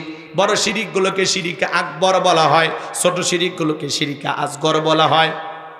এদিকে খেয়াল করেন, শিরিক হলো মোট 42 প্রকার, এগুলোকে ভাঙলে হয় 72 প্রকার, সর্বমোট হলো 120 প্রকার। আমার ভাইয়েরা, 120 প্রকার যদি একে একে করে করে শুরু করা হয় সারা রাত চলে যাবে, আলোচনা শেষ হবে না। সংক্ষিপ্ত করে 2-1টা কথা বলে যায়। আমাদের সমাজে অসংখ্য শিরিক আছে, আমরা অনেকে হয়তো এখনো শিরিকের সাথে জড়িত আছি। মনে রাখবেন বাজান, মাজারে সেজদা দেওয়া কি শিরিক? একটু জোরে কর। মাজারে সেজদা দেওয়া কি শিরিক? মুসলমানের মাথা মাজারে নত হবে না, নত হবে মসজিদে। মাজারে সেজদা দিয়ে কি চান? যদি জীবনে কিছু চাওয়া লাগে চাইতে হবে কার কাছে? ইয়্যাকা না'বুদু ওয়া ইয়্যাকা নাস্তাঈন। তোমার ইবাদত করি, তোমার গোলামি করি, সাহায্য তোমার কাছে চাই। জীবনে যদি কিছু চাওয়া লাগে আল্লাহর কাছে চাইতে হবে। মাজারে সিজদা দিয়া অনেক মা বোন আছে বিভিন্ন মাজারে গিয়ে সন্তান পাওয়ার আশায় মান্নত করে, সন্তান পাওয়ার আশায় মাজারে গম্বুজে সরিষার তেলে মালিশ করে ওই তেলটা তল পেটে মাখে আর বলে, একটা বেটা দে রে আব্বা, একটা বেটা দে, তুই না বেটা দিলে বাবা বেটা দেবে কে? মাজারে পীর সাহেব কি ছেলে মেয়ের কারখানা খুলে বসে আছে? পৃথিবীর কোনো মাজারের পীর সাহেবের ক্ষমতা আছে কি আপনাকে একটা সন্তান দিতে পারে? ছেলে মেয়ে দেওয়ার একমাত্র মালিক কে? ইব্রাহিম খলিলুল্লাহ ৮৬ বছর পর্যন্ত পাওয়ারফুল একজন পয়গম্বর, আল্লাহ তাআলার কাছে সন্তান চেয়েছেন। ৮৬ বছর বয়সে আল্লাহ একটা সন্তান দিয়েছে। ৮৬ বছর পর্যন্ত আল্লাহর কাছে বলছে, রব্বি হাবলি মিনাস সলিহিন, আল্লাহ একটা সৎ পুত্র দাও, নেককার সন্তান দাও। ৮৬ বছরে আল্লাহ দোয়া কবুল করে ইব্রাহিম আলাইহিস সালামকে একটা সন্তান দিলেন। তাহলে ইব্রাহিম খলিলুল্লাহ মুসলিম জাতির পিতা, তাকে যদি আল্লাহ ৮৬ বছর বয়সে সন্তান দেয়, এত বছর তিনি যদি ধৈর্য ধারণ করতে পারেন, আপনি আমি লাফালাফি করা যাবে? সন্তান চাইতে হবে তাহাজ্জুদের জায়নামাজে, সন্তান চাইতে হবে আল্লাহর কাছে। মা বোন যারা আওয়াজ শুনতেছেন, মা খবরদার কোনো মাজারে গিয়ে সন্তান চাইবেন না। সন্তান চাইবেন কার কাছে? জীবনে যদি কিছু প্রয়োজন হয় কার কাছে চাইতে হবে? ফাইদা ফারাগাতা ফানসাব ওয়া ইলা রাব্বিকা ফারাগাব। আল্লাহু আকবার। আল্লাহ বলেন, বান্দা তুমি যখন নিঃস্ব অসহায় দুর্বল হইবা, তোমার শূন্য হাতটা আমি আল্লাহর দিকে বেঁধে ধরো, তোমার শূন্য হাতটা আমি আল্লাহ পূর্ণ বানায় ফেরত দিব। বলুন সুবহানাল্লাহ। আমার ভাইয়েরা, মাজারে সিজদা দেওয়া শিরিক, পীরের পায়ে সিজদা দেওয়া শিরিক, নেতার পায়ে সিজদা দেওয়া শিরিক। এই মাথা আল্লাহ সারা দুনিয়ার কারো কাছে নত করা যাবে না। টিয়া পাখির কাছে যা ভাগ্য গণনা করা শিরিক, কবিরাজের কাছে যা ভাগ্য গণনা করা শিরিক। স্লোগান শোনেন না? আপনি কি মামলায় হেরে যাচ্ছেন, বিদেশে যেতে ভয় পাচ্ছেন, দাম্পত্য জীবনে অসুখী, ব্যবসা বাণিজ্যে লস খাইতেছেন, এক আংটিতে সব সমস্যার সমাধান। শেষ দর্শন আজমির জেমস হাউস, লিটন দেওয়ান চিস্তি, বসুন্ধরা সিটি কমপ্লেক্স, ঢাকা। কথা কয় না? এক আংটি দিয়ে যদি এত ঝামেলা মিটা যায়, তাহলে ওই দোকানদারে তো আংটি বেচা লাগতো না। এই হাতে 5টা, এই হাতে 5টা, 10টা আংটি ব্যবহার করে পৃথিবীর 1 নাম্বার ধনী হয়ে যেত। কথা বলেন ঠিক কিনা? তাহলে ভরসা আংটির ওপর নাকি কার ওপর? জোরে বলেন। ট্রাকের পিছনে সেরা স্যান্ডেল ঝুলানো কেন? কয় দুর্ঘটনা থেকে বাঁচার জন্য। আছে না? না, আজকে একটা দেখলাম বাজান, এক ট্রাফিক পুলিশ অটো রিক্সার পিছনে ঝুলে যাচ্ছে, অটো রিক্সাওয়ালা টাইনে টাইনে নিয়ে যাচ্ছে। গাজীপুরের ঘটনা। এক ট্রাফিক পুলিশ কি কারণে অটো যেন থামাইতে গেছে, অটোওয়ালা মারছে টান, এইবার অটো রিক্সার পিছনে ঝুলে আছে ট্রাফিক পুলিশ। বলতেছে দেখি তো তোর কত গতি, টাইনে নিয়ে যা। সোশ্যাল মিডিয়ায় ঘটনাটা ভাইরাল হয়ে গেছে যে একটা অটো রিক্সার পিছনে ট্রাফিক পুলিশ ঝুলে আছে। কেন ঝুলন্ত অবস্থায় কেন পুলিশের লোকেরা আছে? রাগ করতেছেন নাকি আপনারা? আমার ভাইয়েরা মন খারাপ করবেন না। সমাজে প্রশাসনের ভাইয়েরা অনেক গুরুত্বপূর্ণ দায়িত্ব পালন করেন। মাথায় রোদ, ছাতা নিয়ে দাঁড়িয়ে থাকে, কি খাখা রোদ, তারপরে দাঁড়িয়ে থাকে ট্রাফিক পুলিশেরা। কথা বলেন ঠিক কিনা? রাগ করেন আমার কথায়? কয়েকদিন আগে বাংলাদেশের আর একজন পুলিশের ভাইয়েরা কিভাবে ছত্রভঙ্গ করলেন দেখলেন না? মাটির উপরে বাড়ি মারে। কথা কেন? রাস্তায় যে খুঁটি আছে, বিদ্যুতের খুঁটি, খুঁটিতে বাড়ি মারে। তাও মানুষজনকে পিটাই না, লোকজনকে না মাইরা খালি এরকম মারার ভান কইরা মিছিলটা ছত্রভঙ্গ করে দিলেন। এই কারণে পুলিশের প্রশংসা করতেছেন। এইরকম পুলিশ আমরা তো দেখিনি। নতুন স্বাধীনতা পেয়েছি, নতুন পুলিশের লোকের এই যে ছত্রভঙ্গ করে দেওয়ার একটা কৌশলও তারা দেখেছেন। যে ভাই এই কাজটা করেছেন, প্রশাসনের ভাই, তাকে সবাই সেলুট জানিয়েছেন। সারা পৃথিবীতে তাকে নিয়ে আলোচনা হচ্ছে। আল্লাহু আকবার বলেন। মানে জনগণের গায়ে পিটাচ্ছে না, খালি রাস্তাত মারতেছে। বিদ্যুতের খুঁটি পায় ওখানে বাড়ি মারতেছে। মানে খালি এমনি মারার ভান করছে, এই মারলাম, এই দিলাম, এই খালি বলছে, কিন্তু কারো গায়ে একটাও বাড়ি মারেনি। তার মানে এরকম কৌশল করেও মানুষকে ভয় দেখানো যায়। কথা বলে ঠিক কিনা? তো আমাদের প্রশাসনের ভাইয়েরা তো এরকম ভূমিকা পালন করলে দেশ ও জাতির বাহবা পাবে, সম্মান পাবে, শ্রদ্ধা পাবে, ভালোবাসা পাবে। কিন্তু জনগণের টাকা দিয়ে যদি গুলি কিনা, বেতন বোনাস খাইয়া, জনগণের টাকা, বুঝেন নাই, জনগণের ট্যাক্সের টাকা দিয়া ওনাদের জীবন চলে। সেই জনগণের ট্যাক্সের টাকা দিয়ে যাদের বেতন হয়, সেই প্রশাসনের ভাইরা যখন জনগণের বুকে গুলি চালায়, এটা হলো সবচেয়ে দুঃখজনক। কথা বলেন ঠিক কিনা? বিগত বছরগুলোতে প্রশাসনের ভাইদেরকে যারা ছিল স্বৈরাচার, তারা দানবের মতো ব্যবহার করেছিল। কথা বলেন ঠিক কিনা? এখন আলহামদুলিল্লাহ প্রশাসনের ভাইদের ভিতরে অনেকটা পরিবর্তন। আমরা চাই প্রশাসনের ভাইয়েরা হবে জনগণের বন্ধু। কথা বলেন ঠিক কিনা? আমরা মিলেমিশে নতুন একটা বাংলাদেশ চাই। আল্লাহ কবুল করেন। জোরে বলেন আমিন। কথা মনে আপনারা ভুলে গেছেন বাজান। আমি গুনাহগার যে কথা বলতে চাচ্ছিলাম, গভীর মনোযোগ দিয়ে কথাগুলো শুনে যান, হৃদয়ের কান পেতে কথাগুলো শুনে যান। এরপরে এদিক খেয়াল করেন, নতুন ছেলের বউ চা বানাই দিকে কাপটা পরে ভাঙ্গে গেছে। কয় অলক্ষণে কুলক্ষণে বউ আসছে। এই অলক্ষণ কুলক্ষণ বলে ইসলামের ভিতরে কোনো কিছু নাই। ওটা ছেলের বউয়ের হাত থেকে না ঘটে, শাশুড়ির হাত থেকে ঘটতে পারে, ননদের হাত থেকে ঘটতে পারে। একটা চায়ের কাপের কারণে মানুষকে অলক্ষণ কুলক্ষণ বলা যাবে না। এরপরে কয় জমজ কলা খেলে জমজ বাচ্চা হয় ভালো, 2বারে কষ্ট 1বারে হলো, মাঝখানে সেজারের টাকাটা বেঁচে গেল। কথা কন ঠিক না? ছোট বাচ্চার কপালে কালো টিপ দেয় কেন? কয় বদ নজর থেকে বাঁচার জন্য। আছে না নাই? বলেন তো বাজান, তকদিরের ভালো মন্দ সব কিছু কার হাতে? ওয়াল কদরিহি শাররিহি মিনাল্লাহি তাআলা ওয়াল বাসি বাদাল মাউত। তকদিরের ভালো মন্দ একমাত্র কার হাতে? অনেক শিরিক আছে বাজান সমাজে, বিশেষ করে আমাদের অনেক নেতারা স্লোগান দেয় ধর্ম যার যার উৎসব সবার। এটা হলো হাইব্রিড স্লোগান, কুফরি স্লোগান, ইমান ধ্বংস করা স্লোগান। মনে রাখবেন, ধর্ম যার উৎসব তার, ধর্ম যার যার উৎসব তার তার। মুসলমানের উৎসব মুসলমানদের কাছে, অমুসলিমের উৎসব অমুসলিমদের কাছে, খ্রিস্টানদের উৎসব খ্রিস্টানদের কাছে, বৌদ্ধদের উৎসব বৌদ্ধদের কাছে, মুসলমানের উৎসব মুসলমানের কাছে। কথা বলেন ঠিক না? আর আমরা এদিকে খেয়াল করেন, আমার দিকে একটা খেয়াল করেন, বিশ্বনবীর ছোট্ট একটা হাদিস আপনাদেরকে শোনাই। আল্লাহ রসুল ডেকে বলতেছেন, আমার সাহাবীরা শোনো, একজন ব্যক্তি একটা মাছি মেরে জাহান্নামে চলে গেল, আর একজন ব্যক্তি একটা মাছি না মেরে জান্নাতে চলে গেল। সাহাবা ইকরাম জিজ্ঞাসা করলেন, নবী গো, ঘটনা আমরা বুঝতে পারলাম না, একটু খুলে বলেন। আল্লাহ রসুল তখন বলতেছেন, শোনো, এক দেশে এক জালেম বাদশা ছিল, রাস্তার মোড়ে মোড়ে প্রতিমা বানায় রাখছে। ওই বাদশার নিয়ম হলো, যত মানুষ রাস্তাতে হেঁটে যাবে প্রতিবার নামে কিছু না কিছু দিয়ে যাওয়া লাগবে। একজন ইমানদার ওই রাস্তাতে হেঁটে যায়, জালেম বাদশার লোকেরা ডেকে বলে, প্রতিমার নামে কিছু দাও।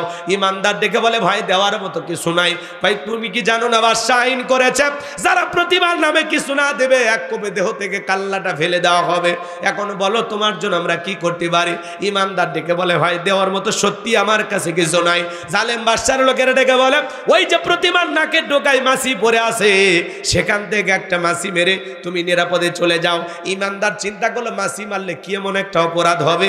এইবার প্রতিমার নামে একটা মাছি মেরে লোকটা নিরাপদে চলে গেল। কিছুদিন পরে আর একজন ইমানদার হেঁটে যায়, জালেম বাদশার লোকেরা ডেকে বলে, প্রতিমার নামে কিছু দিয়ে যাও। ইমানদার ডেকে বলে, ভাই প্রতিমার নামে আমি মুসলমান, আমার পক্ষে কোনো কিছু দেওয়া সম্ভব নয়। বলে, হয় প্রতিমার নামে কিছু দিবা, না হলে জালেম বাদশার অর্ডার অনুযায়ী দেহ থেকে কাল্লা ফেলে দেওয়া হবে। ইমানদার ডেকে বলে, ভাই কাল্লা দিতে রাজি, আল্লাহ দিতে রাজি নাই। আল্লাহু আকবার। জালেম বাদশার লোকেরা ডেকে বলে, শোনো, ঝামেলা আমরা করতে চাই না,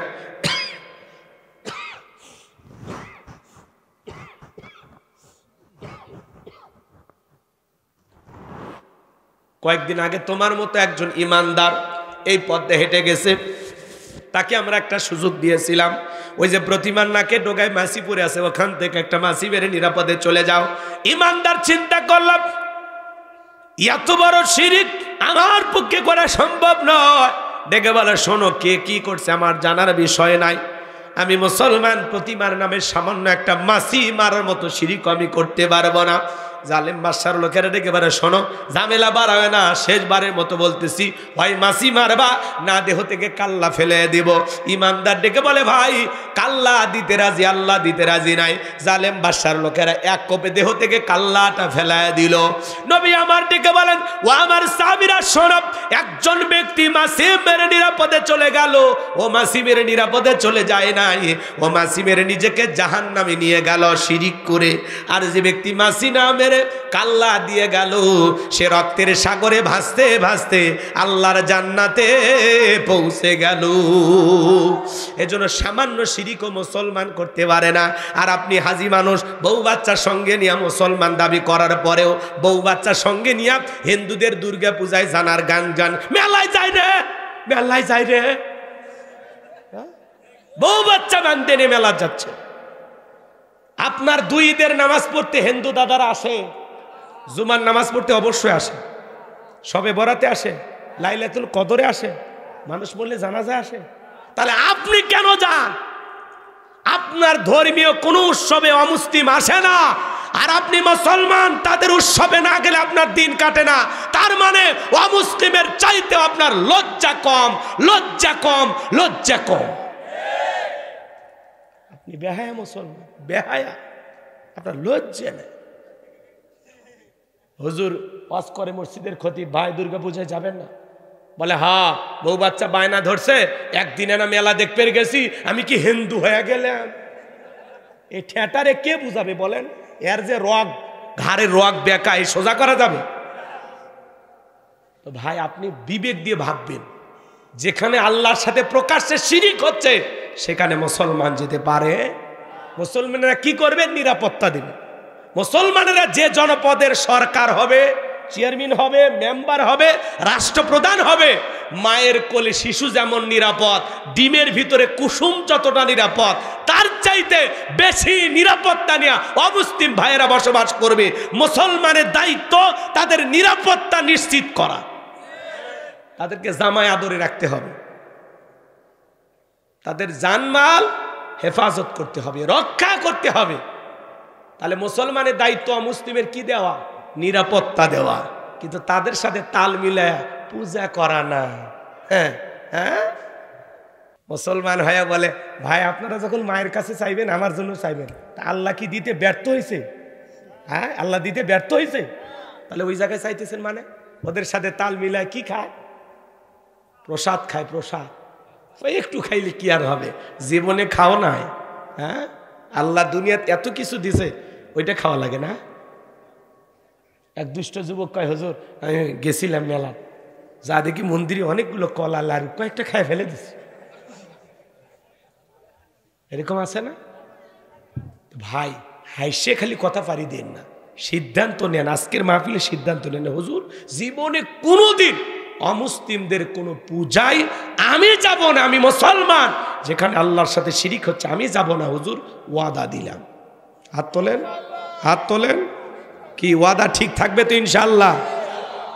আরে হিন্দু দাদারা আমাদের কাছে আফসোস করে বলে হুজুর এত মুসলমান আছে, মুসলমানের ঠেলায় মারে ভালো মতো বিদায় দিতে পারে, মানে ওরা আফসোস কর।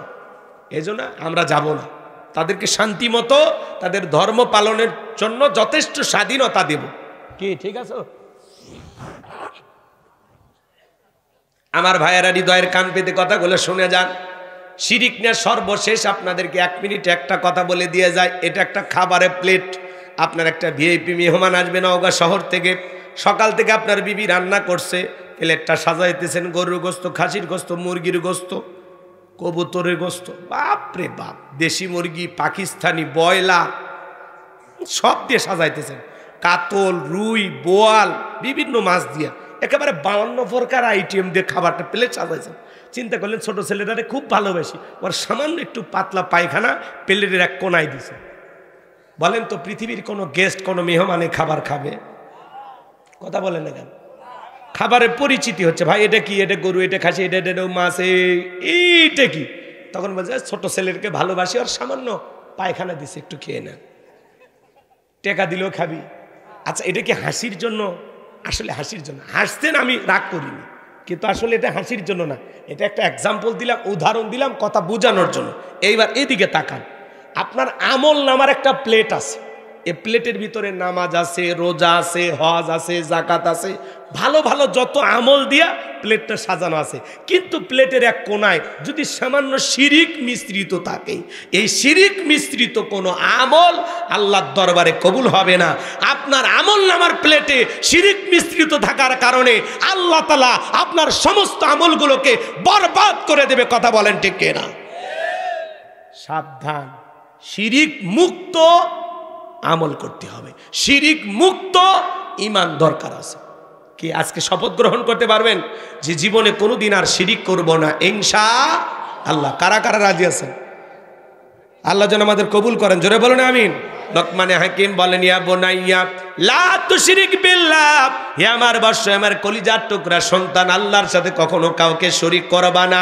ইন্না শিরিকা লা যুলমুন আযীম, এই শিরিক হলো সবচাইতে বড় অপরাধ, সব পাপের বড় পাপ নাম হলো শিরিক, এই শিরিক হলো সবচাইতে বড় জুলুম। তাহলে আমরাও আমাদের সন্তানদেরকে বুঝাবো কি কি কাজ করলে শিরিক হয়। আজ থেকে এই ওয়াজ আমাদের ঘরেও চালু রাখার দরকার আছে না নাই? আমার আল্লাহ এত খুশি হয়ে গেল, লোকমানে হাকিম তুমি তোমার সন্তানদেরকে আমার সাথে পরিচয় করা দিলা। আমার আল্লাহ খুশি হয়ে এইবার জানিয়ে দিলেন ওয়াসাইনাল ইনসানা বিওয়ালিদাইহি হামালাতুহু উম্মুহু ওয়াহানান আলা ওয়াহানিন ওয়া ফিসালুহু ফি আমাইনি আনিশকুরলি ওয়ালিওয়ালিদাইক ইলাইয়াল মাসির। আমার আল্লাহ রাব্বুল আলামিন জানিয়ে দিলেন আমি তো মানুষকে নির্দেশ দিলাম তারা যেন তাদের মাতা পিতার সাথে সদাচরণ করে, উত্তম ব্যবহার করে। কারণ হলো তার মা কষ্টের পর কষ্ট সহ্য করে সন্তানটাকে গর্ভধারণ করে, 2-2.5 বছর বুকের দুধ পান করায়।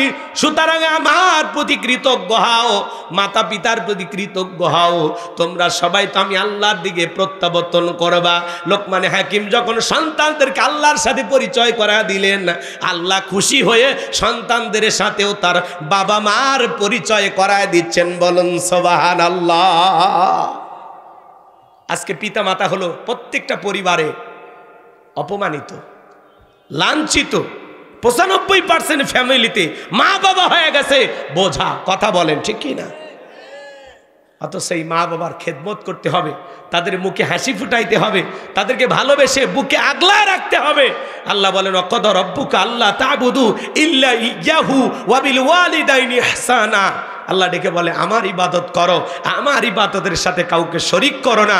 আমার ইবাদতের পর তোমাদের দায়িত্ব হলো মাতা পিতার খেদমত করা, তাদের সাথে উত্তম আচরণ করা, ভালো ব্যবহার করা। আল্লাহু আকবার বলেন। আজকে জোরাতালি দাও বন্ধুকে আপনি বলে ডাক দেই, আর মা বাবাকে তুই তাকারি করে। মা বাবার মূল্যায়ন নাই। কথা কন নাকি আপনারা? একটা মা সন্তানের জন্য কি পরিমাণে কষ্ট করে। পিতা মাতার ওয়াজ করতে গেলে তো আপনারা অনেকেই শুনবেন না, কারণ পিতা মাতার সাথে সম্পর্ক ভালো না। কয় হুজুর বাদ দেন তো, আমার মা বাবা যে কি খারাপ আপনি কেমনি বুঝাবো? মিশে মা বাবার খেদমতের ওয়াজ শুরু করছে। ওটি আছে এক মাহফিলে গেছে, ডাইরেক্ট ওইরকম করছে, মাতা পিতার ওয়াজ বাদ দেন তো। তার মানে বোঝা যাচ্ছে এই সন্তানটা কত বড় অভদ্র। মা বাবার সাথে যদি সম্পর্ক ভালো থাকে কপাল ভালো, মা বাবার সাথে যদি সম্পর্ক খারাপ হয় আপনার কপাল খারাপ। যত বড়ই নামাজ পড়িয়া সিজদা দিয়ে কপাল কালো করেন কোনো লাভ হবে না। এদিকে শোনেন, 2-3 মিনিট মা বাবার খেদমতের ওয়াজ করে আমাদের যে বাকি পয়েন্টগুলো আছে এগুলো আমরা সামনের দিকে নিয়ে যাব। কষ্ট হয় নাকি? এদিকে শোনেন আমার ভাইয়েরা, আল্লাহ তাআলা বলেন তোমার মা হামালাতুহু উম্মুহু ওয়াহানান আলা ওয়াহানিউ অফিসালুহু ফি আমাইনি আনিশকুরুলি ওয়ালিওয়ালিদাইক। আল্লাহ বলেন তোমার মা কষ্টের পর কষ্ট সহ্য করে তোমাকে গর্ভ ধারণ করেছে। একটা মা সন্তান পেটে রাখে কত কষ্ট করে জানেন?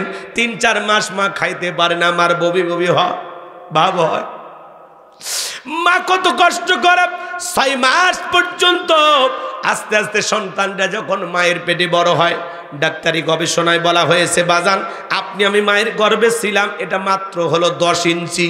7 মাস 1 দিন যখন সন্তানের বয়স হয়ে যায়, আল্লাহ তাআলা তখন ওই সন্তানের 2টা পা মার কলিজার সাথে লাগায় দেয়।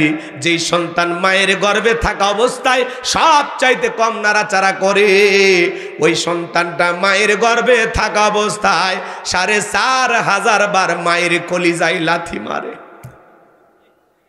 আবার ভাইয়েরা, এই পৃথিবীর ভূখণ্ডে যত মানুষ আপনি আমি মা বাবার সাথে খারাপ ব্যবহার করি বাজান, দিল দিয়া কথাগুলো বোঝার চেষ্টা করবেন। একটা মা সন্তানকে নিয়ে কতটা কষ্ট করে। 8-9 মাস যখন হয়ে যায়, মার পেটটা যখন তরমুজের মতো বড় হয়ে যায়, ডেলিভারির সময় যখন চলে আসে, গভীর নিশীথে মা বাবার 2টা পা জড়ায় কান্নাকাটি করে। মায়ের চোখের পানি যখন বাবার পাকে স্পর্শ করে, বাবা ঘুম থেকে জাগ্রত হয়ে ডেকে বলে বিবি এত রাতের বেলায় কেন তুমি কান্নাকাটি করো, কি হয়েছে তোমার? মা ডেকে বলে স্বামী কত মহিলা সন্তান জন্ম দিকে মারা যায়, আমি যদি মারা যা আমারে তুমি মাফ করে দিও, এই নাও সংসারের চাবি বুঝাইয়া দিলাম। এই কথা বলে মা দাইমার ঘরে চলে যায়। প্রসবের যাতনায় মা দাঁত মুখ কামড়ায়। প্রসবের কি যে কষ্ট, কি যে ব্যথা দুনিয়ার মা ছাড়া কেউ বুঝবে না। নবীর এক সাহাবী মাকে কাঁধে করে নিয়ে খানায় কাবা তওয়াফ করতেছে। আল্লাহ রাসূল ডেকে বলেন সাহাবী তোমার কাঁধে কে? বলে হুজুর আমার মা।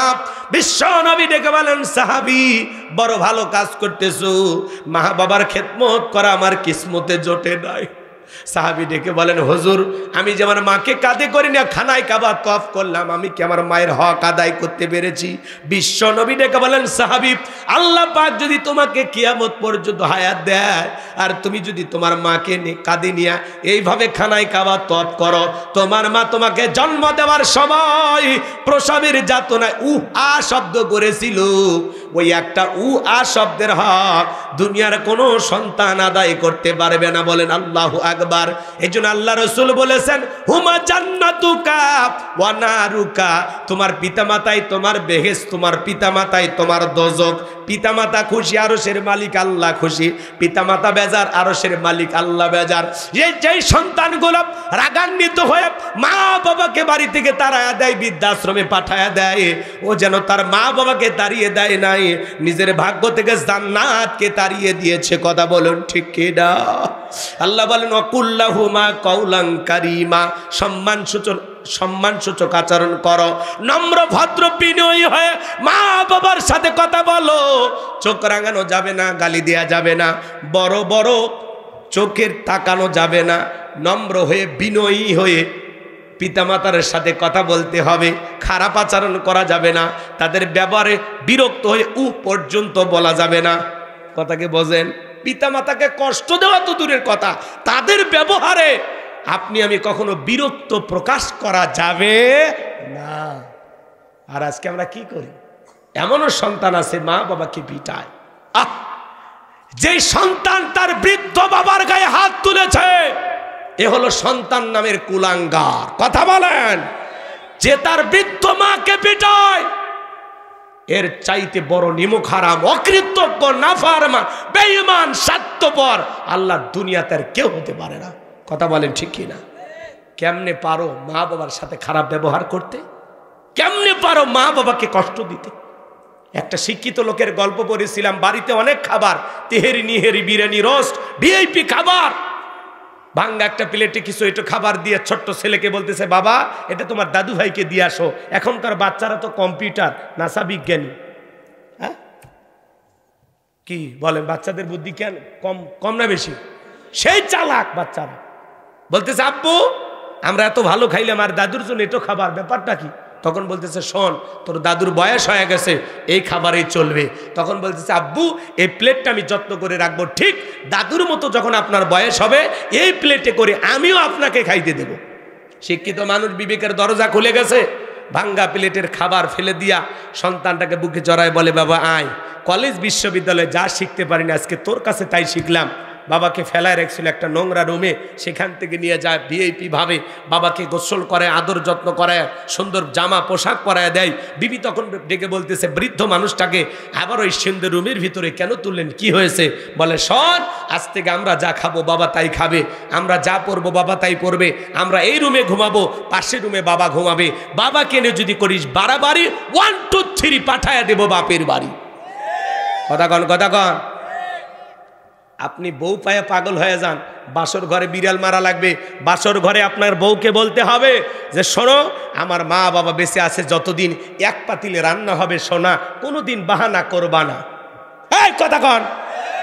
আর আপনি 7 দিন পরে পিতামাতাকে ফেলাইয়া আলাদা রান্না করে খান, আপনার স্বামী স্ত্রীর প্লেটে গোস্ত আর মা বাবা আলু ভর্তা খায়, তোর চাইতে বড় নিমক হারাম স্বার্থপর দুনিয়াতে আর কেউ হতে পারে না।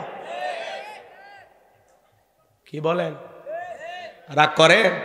আর আপনি জান্নাত খোঁজেন? না জান্নাত খোঁজেন। আমি হুজুরকে পানি পড়া দিচ্ছেন যে হুজুর একটু দোয়া করেন, এই পানিতে ফু দিলে কাজ হইতেও পারে না হইতে পারে, কিন্তু আপনার মা বাবা যদি খালি সুবহানাল্লাহ পড়ে পানিতে ফু দেয়, আমি হুজুরের সাথে বেশি কাজ করব।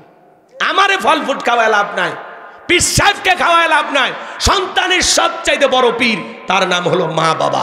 যত বেশি মা বাবার দোয়া নিজের অ্যাকাউন্টে জমাইতে পারবা, তত বেশি দুনিয়াতে সম্মানিত হইতে পারবা। ওরা কপালওয়ালা মা বাবার দোয়া নিতে চায় না, মা বাবাকে মূল্যায়নই করে না, বোঝা মনে করে। বাবা যদি কোনো বিষয়ে একটু পরামর্শ দিতে চায়, তুমি মুরব্বি কি বোঝো, সবটাই নাক গলাও, এই শোনে জানতো, এটা সন্তান না, এটা কুত্তে। কথা কন, একটা কুকুরও এরকম ঘেউ ঘর করে। কে খারাপ লাগে? ঘরের আওয়াজ চলতেছে। আমি তো আগেই বলছি যাদের মা বাবার সাথে সম্পর্ক ভালো না ওরাই আওয়াজ শুনবে।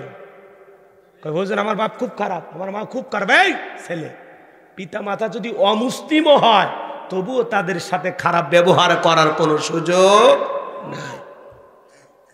তাদের যতটুকু হক সেটা আপনাকে দিতেই হবে। পিতা মাতা খারাপ না, কি খারাপ করছে? একটু সম্পত্তি এদিক সেদিক করে, সেই হিসাব মা বাবা দিবে। তোমার সমস্যা কি? তুমি তোমার দায়িত্ব পালন করো, তুমি তোমার দায়িত্ব পালন করো। একটু 19-20 হয়ে গেলে আব্বা আমারে 10 শতক কম দিছে, তোমার বাবা যে তোমার হক নষ্ট করছে তাহলে হিসাবটা কে দিবে? তোমার বাবা দিবে। তোমার কি? তুমি কম পাইয়া খুশি হইয়া বাবা মাকে মহাব্বত করো, ভালোবাসা দাও, পিতা মাতাকে বুঝাও যে আমি সম্পদের জন্য ভালোবাসি না, আমি সত্যি তোমাদেরকে অন্তর দিয়ে ভালোবাসি। স্বার্থপর কথাকার। কে রাগ করেন? শ্বশুর বাড়ির একটা পালসার ডিসকভার হলে পাগল হয়ে যায়, গাড়ি ব্রেক করে শাশুড়ির দরজা যা ডাক দেয় আম্মা। শাশুড়িকে জামা একটা পাইছি ছোটবেলায় মাদ্রাসা করেছে, গুন্না মুখস্থ। শ্বশুরও ডাক দেয় আব্বা কেমন আছেন, আব্বা কি খেয়েছেন? শ্বশুর কয় মারাত্মক জামাই পাইছি। আব্বা কইতে কইতে মুখে ফেনা তুলে ফেলে দেয়। শ্বশুরক ডাকা আব্বা আম্মা, আর মা বাবা হয়ে যায় বুড়া বুড়ি। তোর কপালত লাত্তি আর গুড়ি, মরার পরে ফেরেশতারা বাইরে ফুটে করবে ভুরি, জাহান্নামে হবে তোর বসত বাড়ি। ডায়রিয়ান যুবক, ডায়রিয়ান আমি লিখে দেই, তুমি আজকে তোমার মা বাবার সাথে হুবহুব যে আচরণ করবা, তুমি তোমার মা বাবাকে যেই পরিমাণে কষ্ট দিবা ওই পরিমাণে কষ্ট তোমার সন্তানও তোমাকে দেবে দেবে, 2 দিন আগে আর পরে। কথা কয় না কেন? মা বোন যারা আবার শুনতেছেন, মা খবরদার, খবরদার মা, শাশুড়ি শ্বশুরের সাথে খারাপ ব্যবহার করবেন না। প্রত্যেকটা শাশুড়ি যদি ছেলের বউদেরকে নিজের মেয়ে মনে করত, আর প্রত্যেকটা বউ যদি তার শাশুড়িকে নিজের মায়ের মতো ভালোবাসতো, তাহলে বউ শাশুড়ির যুদ্ধ থাকতো না।